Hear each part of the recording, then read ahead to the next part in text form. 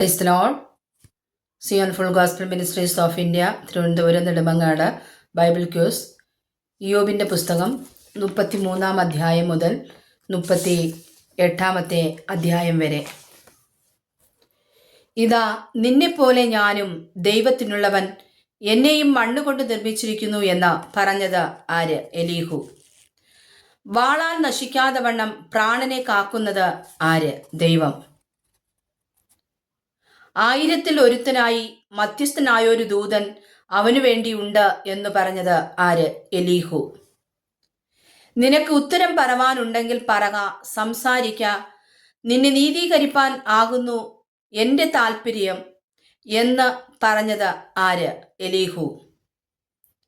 നീ എൻ്റെ വാക്കു കേൾക്ക, മിണ്ടാതിരിക്ക, ഞാൻ നിനക്ക് ജ്ഞാനം ഉപദേശിച്ചു തരാം എന്ന് പറഞ്ഞതാര്? എലീഹു. ഇയ്യോബേ, ശ്രദ്ധ വെച്ചു കേൾക്ക, മിണ്ടാതെ ഇരിക്ക, ഞാൻ സംസാരിക്കാം എന്ന് പറഞ്ഞത് ആര്? എലീഹു. ജ്ഞാനികളെ എൻ്റെ വചനം കേൾപ്പിൻ, വിദ്വാൻമാരെ എനിക്ക് ചെവി തരുവിൻ എന്ന് പറഞ്ഞത് ആര്? എലീഹു. അണ്ണാക്ക് ആഹാരത്തെ രുചി നോക്കുന്നു, ചെവിയോ വചനങ്ങളെ ശോധന ചെയ്യുന്നു എന്ന് പറഞ്ഞത് ആര്? എലീഹു. പരിഹാസത്തെ വെള്ളം പോലെ കുടിക്കുന്നത് ആര്? ഇയ്യോബ്. ഇയ്യോബ് അറിവില്ലാതെ സംസാരിക്കുന്നു, അവന്റെ വാക്കുകളിലും ജ്ഞാനമില്ല എന്ന് പറഞ്ഞത് ആര്? എലീഹു. ഇയ്യോബ് ദുഷ്ടന്മാരെ പോലെ പ്രതിവാദിക്കുന്നു എന്ന് പറഞ്ഞത് ആര്? എലീഹു. ആര് ദൈവത്തിന് വിരോധമായി വാക്ക് വർദ്ധിപ്പിക്കുന്നു എന്നാണ് എലീഹു പറയുന്നത്? ഇയ്യോബ്.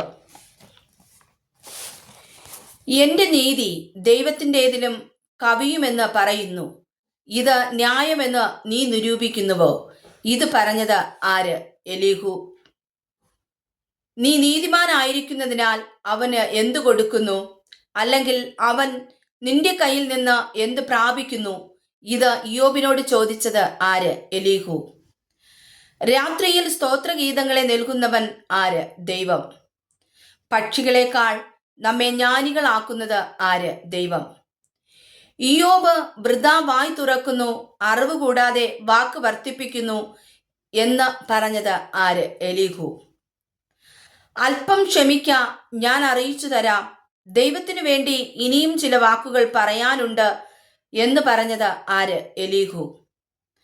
കേട്ടനുസരിച്ച് അവനെ സേവിച്ചാൽ തങ്ങളുടെ നാളുകളെ ഭാഗ്യത്തിലും ആണ്ടുകളെ ആനന്ദത്തിലും കഴിച്ചുകൂട്ടുമെന്ന് ഇയ്യോബിനോട് പറഞ്ഞ സ്നേഹിതൻ ആരാണ്?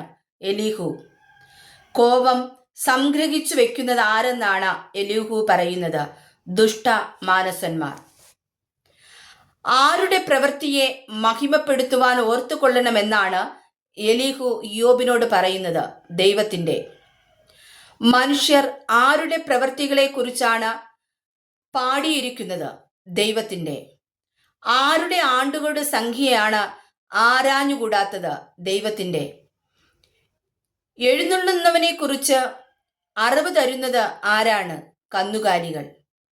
മിന്നൽ കൊണ്ട് തൃക്കൈ നിറയ്ക്കുന്നത് ആര്? ദൈവം. ഇയ്യോബ് യഹോവയോട് ഉത്തരം പറഞ്ഞ അധ്യായം ഏത്? 42-ാം അധ്യായം. യഹോവ ഇയ്യോബിനോട് സംസാരിച്ചത് എത്ര അധ്യായങ്ങളിൽ? 4. 41, 40, 39, 38. യഹോവ എങ്ങനെയാണ് ഇയ്യോബിനോട് സംസാരിച്ചു തുടങ്ങിയത്? ചുഴലിക്കാറ്റിൽ. എലീഹു സംസാരിച്ച അധ്യായങ്ങൾ എത്ര? 6. 32, 33, 34, 35, 36, 37 അധ്യായങ്ങൾ. ഇയ്യോബ് എത്ര അധ്യായത്തിൽ മറ്റുള്ളവരോട് സംസാരിച്ചിട്ടുണ്ട്? 19. യഹോവയോട് 1 അധ്യായം. ആകെ 20 അധ്യായം. ശൂഹ്യനായ ബിൽദാദ് സംസാരിച്ചിട്ടുള്ളത് എത്ര അധ്യായത്തിൽ? 3. തേമാന്യനായ എലീഫസ് സംസാരിച്ചിട്ടുള്ളത് എത്ര അധ്യായത്തിൽ? 4. നയമാത്യനായ സോബർ സംസാരിച്ചിട്ടുള്ളത് എത്ര അധ്യായത്തിൽ? 2.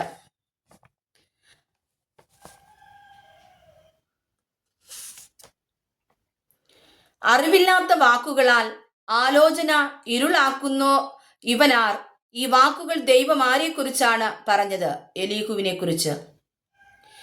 നീ പുരുഷനെ പോലെ അരമുറുക്കിക്കൊള്ളുക, ഞാൻ നിന്നോട് ചോദിക്കും, എന്നോട് ഉത്തരം പറക. ഈ വാക്കുകൾ ദൈവം ആരോട് പറഞ്ഞു? ഇയ്യോബ്. സമുദ്രത്തിന് മേഘത്തെ ഉടുപ്പും കൂരിരുളിനെ ചുറ്റാടയുമാക്കിയത് ആര്? യഹോവ.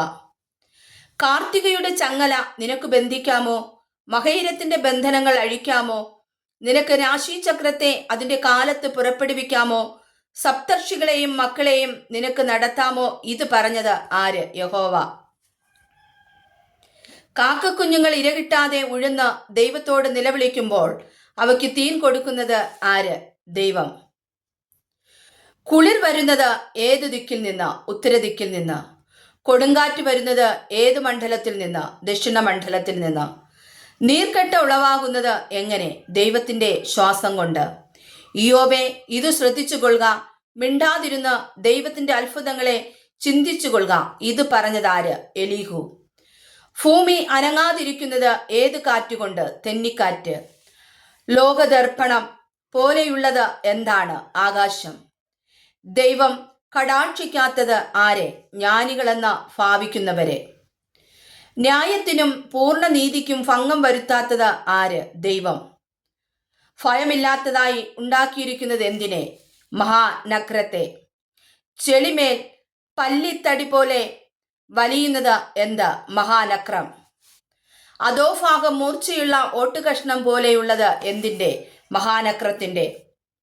കാലത്തെ പോലെ ആഴിയെ തിളപ്പിക്കുകയും സമുദ്രത്തിലെ തൈലം പോലെ ആക്കി തീർക്കുകയും ചെയ്യുന്നത് എന്തിനെ? മഹാനക്രത്തിനെ.